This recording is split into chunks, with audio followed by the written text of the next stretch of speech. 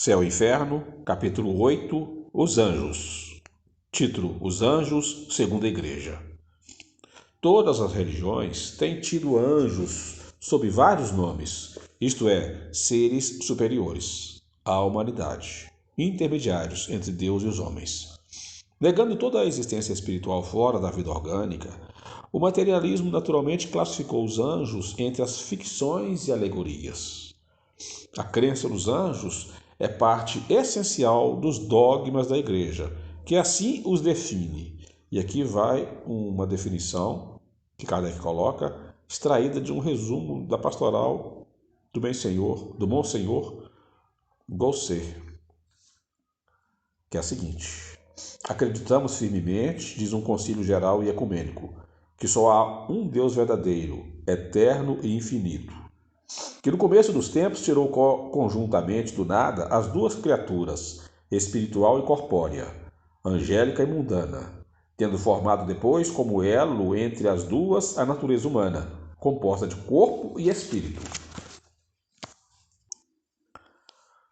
Tal é, segundo a fé, o plano divino na obra da criação, plano majestoso e completo como convinha à eterna sabedoria. Assim concebido, ele oferece aos nossos pensamentos o ser em todos os seus graus e condições. Na esfera mais elevada, aparecem a existência e a vida puramente espirituais. Na última ordem, uma e outra puramente materiais. E, intermediariamente, uma união maravilhosa das duas substâncias, uma vida ao mesmo tempo comum ao espírito inteligente e ao corpo organizado. Nossa alma é de natureza simples e indivisível, porém limitada em suas faculdades. A ideia que temos da perfeição faz-nos compreender que pode haver outros seres simples quanto ela e superiores por suas qualidades e privilégios. A alma é grande e nobre, porém está associada à matéria, servida por órgãos frágeis e limitada no poder e na ação. Por que não haver outras, ainda mais pobres, libertas dessa escravidão, dessas peias e dotadas de uma força e atividade maiores e incomparáveis? Antes que Deus houvesse colocado o homem na terra para conhecê-lo, servi-lo e amá-lo, não teria já chamado outras criaturas a fim de compor-lhe a corte celeste e adorá-lo no auge da glória? Deus, enfim, recebe das mãos do homem os tributos de honra e homenagem deste universo. É, portanto, de admirar que receba das mãos dos anjos o incenso e as orações do homem. Se, pois, os anjos não existem, a grande obra do Criador não patentearia o acabamento e a perfeição que lhes são peculiares. Este mundo, que atesta a sua onipotência, não fora mais a mão de obra da sabedoria. Nesse caso, a nossa razão, posto que fraca, poderia conceber um Deus mais completo e consumado. Em cada página dos sagrados livros, do Velho como do Novo Testamento, se fez menção dessas inteligências sublimes, já em piedosas invocações, já em referências históricas. A sua intervenção aparece manifestamente na vida dos patriarcas e dos profetas.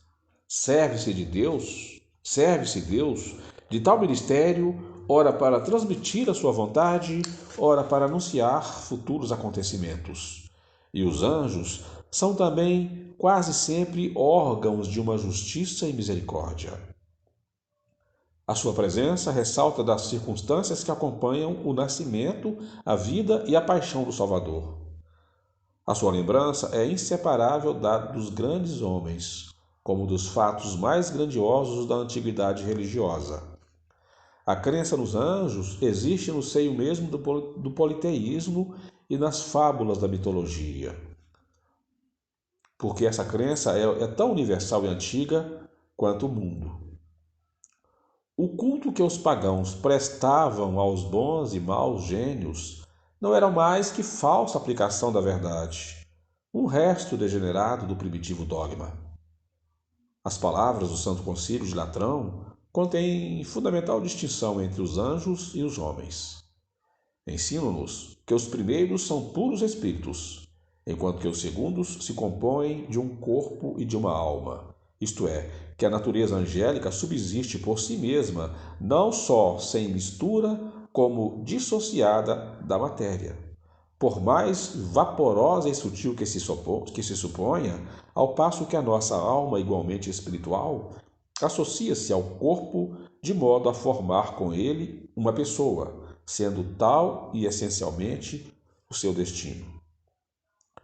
Enquanto perdura tão íntima ligação de alma e corpo, as duas substâncias têm vida comum e se exercem recíproca influência. Daí o não poder a alma libertar-se completamente das imperfeições de tal condição.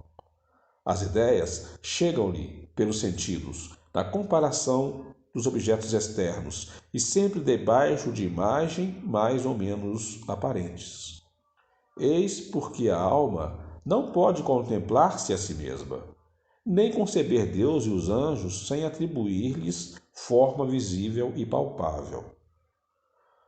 O mesmo se dá quanto aos anjos, que para se manifestarem aos santos e profetas, hão de revestir formas tangíveis e palpáveis.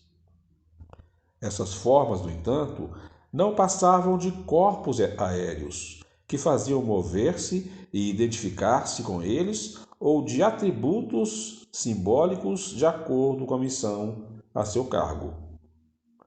Seu ser e movimentos não são localizados nem circunscritos a limitados e fixos pontos no espaço. Desligados integralmente do corpo, não ocupam qualquer espaço no vácuo. Mas assim como a nossa alma existe integral no corpo e em cada uma de suas partes, assim também os anjos estão, e quase que simultaneamente, em todos os pontos e partes do mundo. Mais rápidos que o pensamento, podem agir em toda parte num dado momento, operando por si mesmos, sem outros obstáculos senão os da vontade do Criador e os da liberdade humana. Enquanto somos condenados a ver lenta e limitadamente as coisas externas, enquanto as verdades sobrenaturais se nos afiguram enigmas no espelho, na frase de São Paulo, eles, os anjos, veem sem esforço o que lhes importa saber.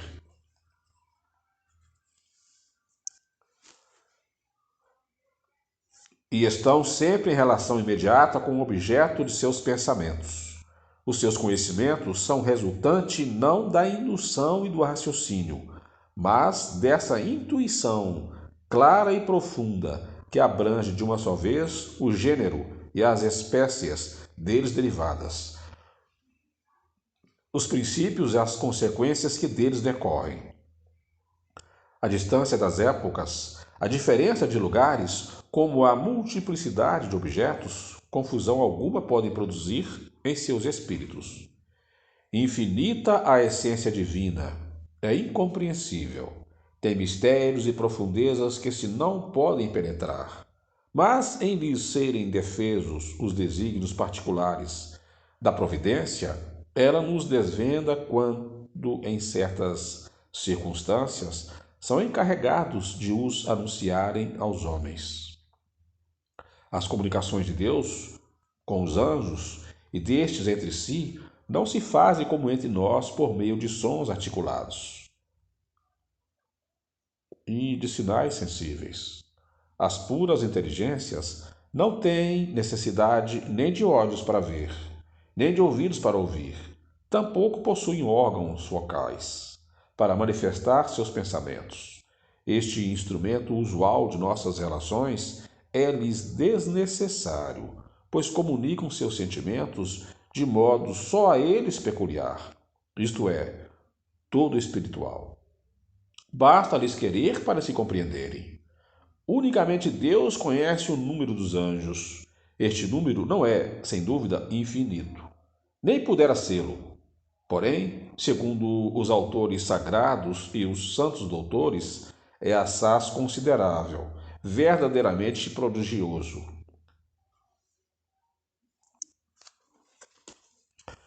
Se pode proporcionar o número de habitantes de uma cidade à sua grandeza e extensão, e sendo a Terra apenas um átomo comparada ao firmamento e às imensas regiões do espaço, força é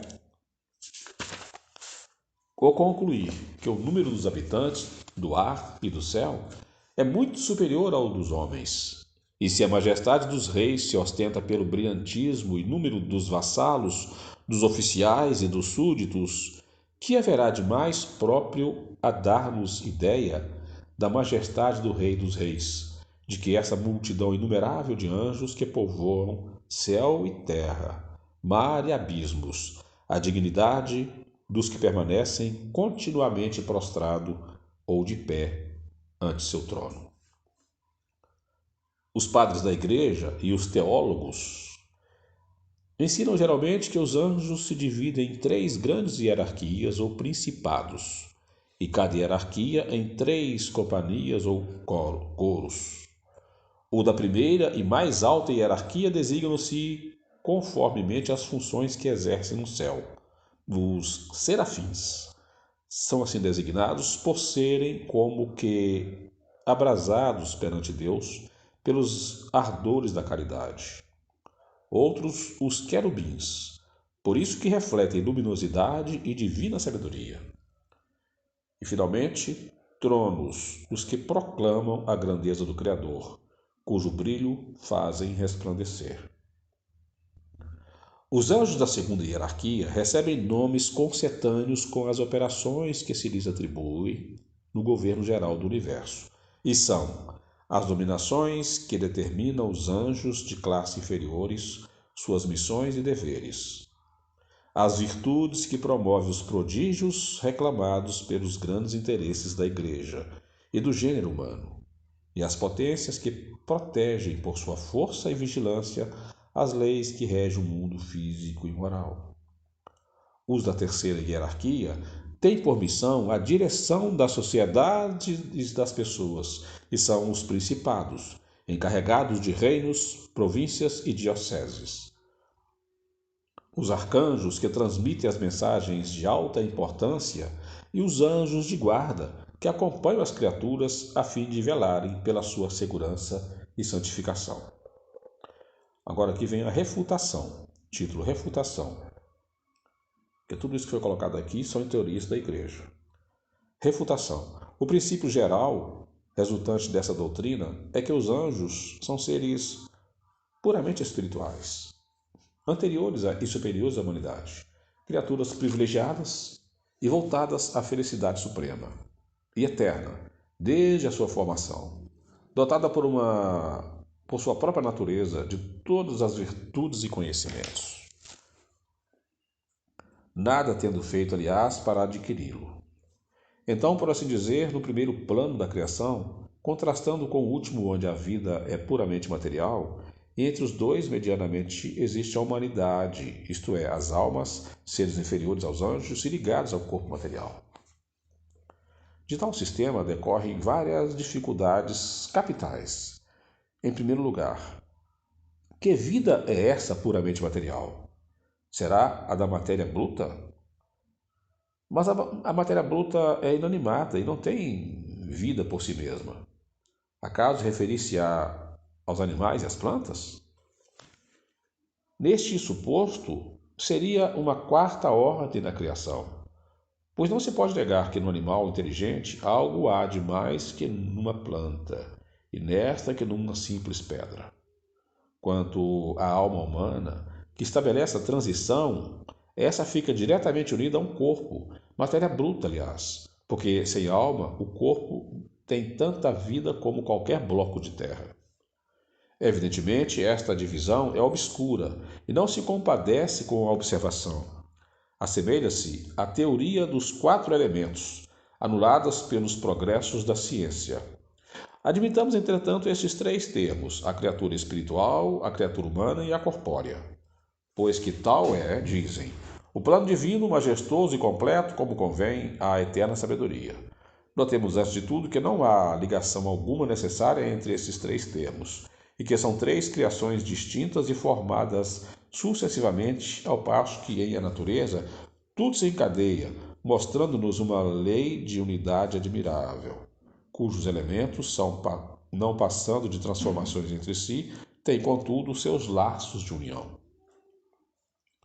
Mas essa teoria, incompleta, embora é, até certo ponto, verdadeira quanto à existência dos três termos. Falta-lhe os pontos de contato desses termos, como é fácil demonstrar. Diz a Igreja que esses três pontos culminantes da criação são necessários à harmonia do conjunto.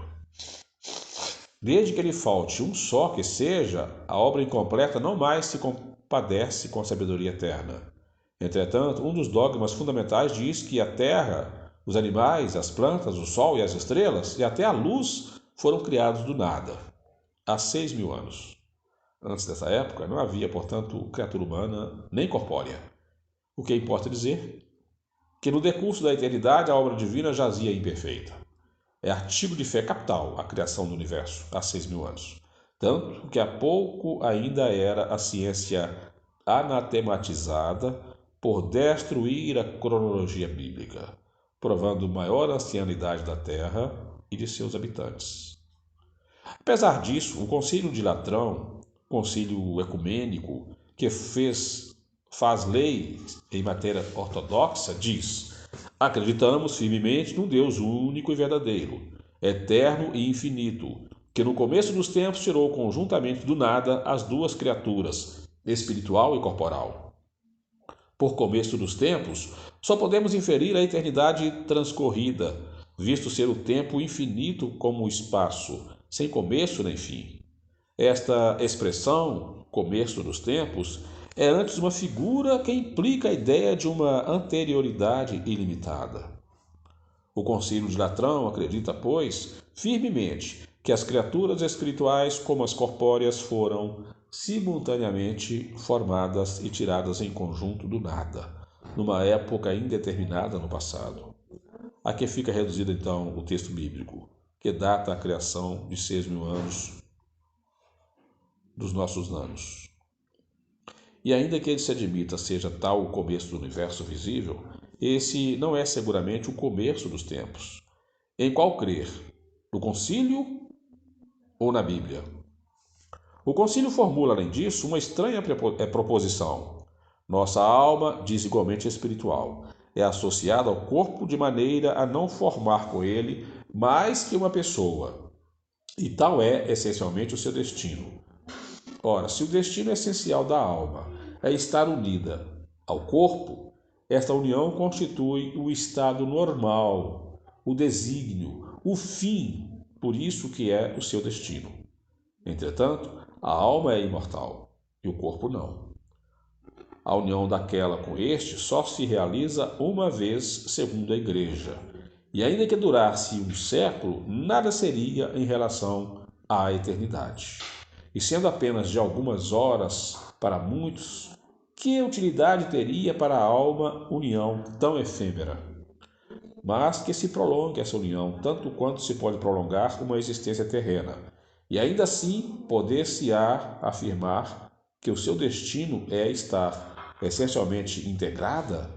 Não, essa união mais não é, na realidade, do que um incidente, um estádio de alma, nunca o seu estado essencial. Se o destino essencial da alma é estar ligada ao corpo humano, se por sua natureza e segundo o fim providencial da criação, essa união é necessária às manifestações das suas faculdades, é forçoso concluir que sem corpo a alma humana é um ser incompleto. Ora, para que a alma preencha os seus desígnios, deixando um corpo preciso, se faz que tome um outro, o que nos conduz à pluralidade forçada das existências, ou por outra, à reencarnação, à perpetuidade. É verdadeiramente estranhável que um concílio, havido por uma das luzes da Igreja, tenha a tal ponto identificado os seres espirituais e materiais, de modo a não subsistirem por si mesmos, pois que a condição essencial de sua criação é estarem unidos. O quadro hierárquico dos anjos nos mostra que várias ordens têm nas suas atribuições o governo do mundo físico e da humanidade, para cujo fim foram criados. Mas, segundo a Gênese, o mundo físico e a humanidade não existem senão há 6.000 anos, e que fazia, pois, tais anjos anteriormente a essa era, durante a eternidade, quando não existia o objetivo das suas ocupações. E teriam eles sido criados de toda a eternidade? Assim deve ser, uma vez que servem à glorificação do Todo-Poderoso. Mas criando-os numa época qualquer, determinada, Deus ficaria até então, isto é, durante uma eternidade, sem adoradores. Diz aí no concílio, enquanto dura esta união tão íntima da alma com o corpo, há, por conseguinte, um momento em que a união se desfaz? Essa proposição contradita a que sustenta a essencialidade dessa união. E diz mais o concílio: as ideias lhes chegam pelos sentidos, na comparação dos objetos exteriores. Eis aí uma doutrina filosófica em parte verdadeira, que não em sentido absoluto. Receber as ideias pelos sentidos é, segundo o eminente teólogo, uma condição inerente à natureza humana. Mas ele esquece as ideias inatas. As faculdades, por vezes, estão transcendentes. A intuição das coisas que a criança traz do berço, não devidas a quaisquer ensinos, por meio de quais sentidos jovens pastores naturais, calculistas, admiração dos sábios, adquirem ideias necessárias à resolução quase instantânea dos mais complicados problemas. Outro tanto pode dizer-se de músicos, pintores, filólogos precoces. Os conhecimentos dos anjos não resultam da indução e do raciocínio. Têm-nos porque são anjos, sem necessidade de aprendê-lo, pois tais foram por Deus criados. Quanto à alma, esta deve aprender. Mas se a alma só recebe as ideias por meio dos órgãos corporais, que ideias pode ter a alma de uma criança morta ao fim de alguns dias, se admitirmos com a Igreja que essa alma não renasce? Aqui reponta uma questão vital, qual a de saber-se se a alma pode adquirir conhecimentos após a morte do corpo. Se uma vez liberta do corpo, não pode adquirir novos conhecimentos. A alma da criança, do selvagem, do imbecil, do idiota ou do ignorante permanecerá tal qual era no momento da morte, condenada à nulidade por todo sempre. Mas se ao contrário, ela adquire novos conhecimentos depois da vida atual, então é que pode progredir. Sem progresso ulterior para a alma, chega-se a conclusões absurdas, tanto quanto admitindo ou se conclui pela negação de todos os dogmas fundados sobre o estacionamento, a sorte irrevogável, as penas eternas, etc. Progredindo a alma, qual o limite do progresso? Não há razão para não atingir por ele o grau dos anjos, ou puros espíritos.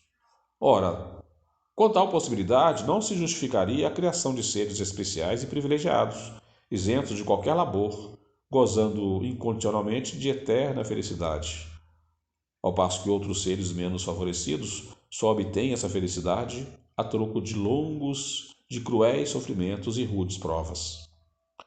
Sem dúvida que Deus poderia ter assim determinado.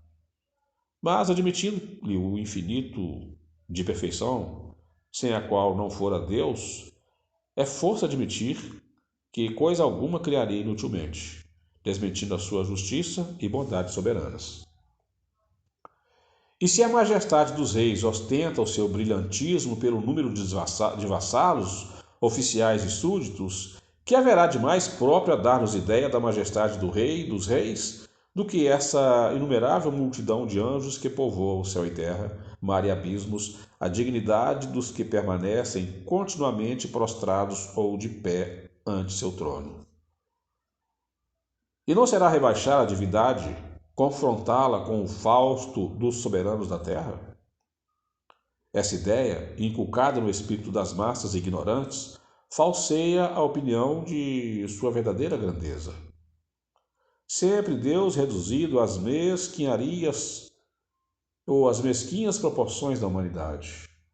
Atribuir-lhe como necessidade milhões de adoradores, perenemente genuflexos, e emprestar-lhe vaidade e fraqueza próprias do orgulhoso déspota do Oriente. E que é que engrandece os soberanos verdadeiramente grandes? É o número e brilho dos cortesãos? Não. É a bondade, é a justiça. É o título merecido dos pais de seu povo. Perguntareis se haverá algo de mais próprio a dar-nos a ideia da grandeza e majestade de Deus do que a multidão de anjos que ele compõe a corte. Mas certamente que há, e essa coisa melhor, é apresentar-se Deus às suas criaturas, soberanamente bom, justo e misericordioso, que não colérico, invejoso, vingativo, exterminador e imparcial, criando para sua própria glória esses seres privilegiados, cumulados de todos os dons e nascidos para a felicidade eterna, enquanto a outros impõe condições penosas na aquisição de bens, punindo erros momentâneos com eternos suplícios. A respeito da união da alma com o corpo, o Espiritismo professa uma doutrina infinitamente mais espiritualista, para não dizer menos materialista, tendo ademais a seu favor a conformidade com a observação e o destino da alma. Ele ensina-nos que a alma é independente do corpo, não passando este de temporário invólucro. A espiritualidade é-lhe a essência, e a sua vida normal é a vida espiritual. O corpo é apenas instrumento da alma para exercício das suas faculdades nas relações com o mundo material.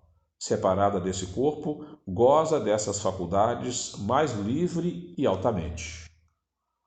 A união da alma com o corpo, em ser necessária aos seus primeiros progressos, só se opera no período que poderemos classificar como da de sua infância e adolescência.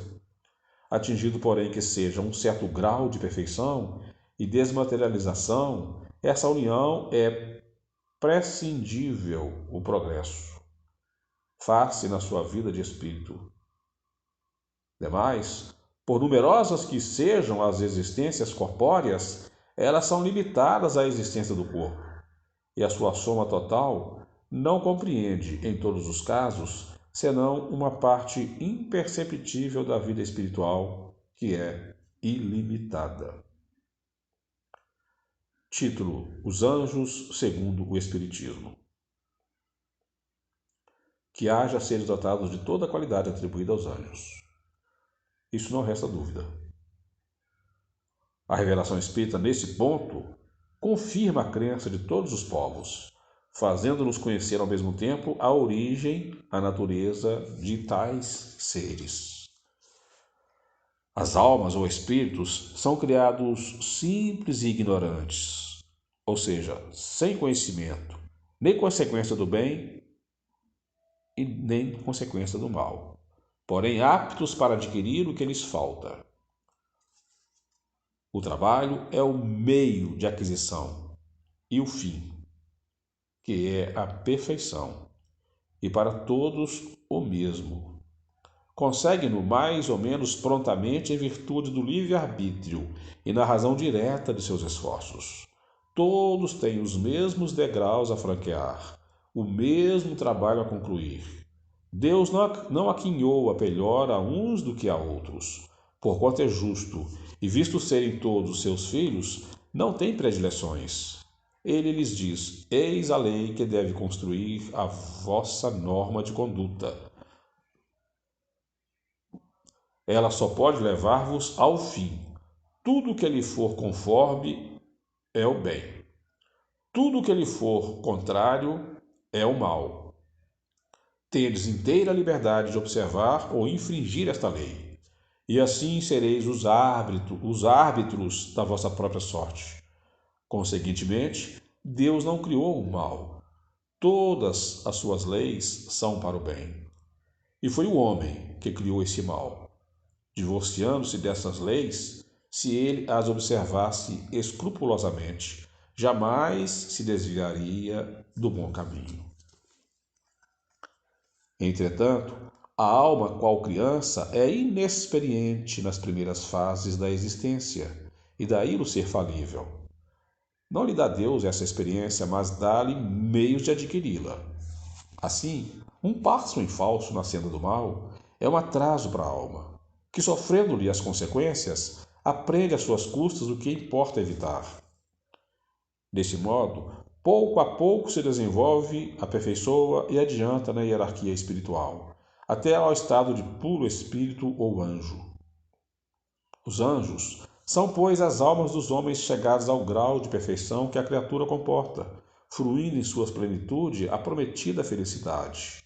Antes, porém, de atingir o grau supremo, gozam de felicidade relativa ao seu adiantamento, felicidade que consiste não na ociosidade, mas nas funções que a Deus apraz confiar-lhes, e por cujo desempenho se sentem ditosas, tendo ainda nele um meio de progresso. A humanidade não se limita à Terra. Habita inúmeros mundos que no espaço circulam.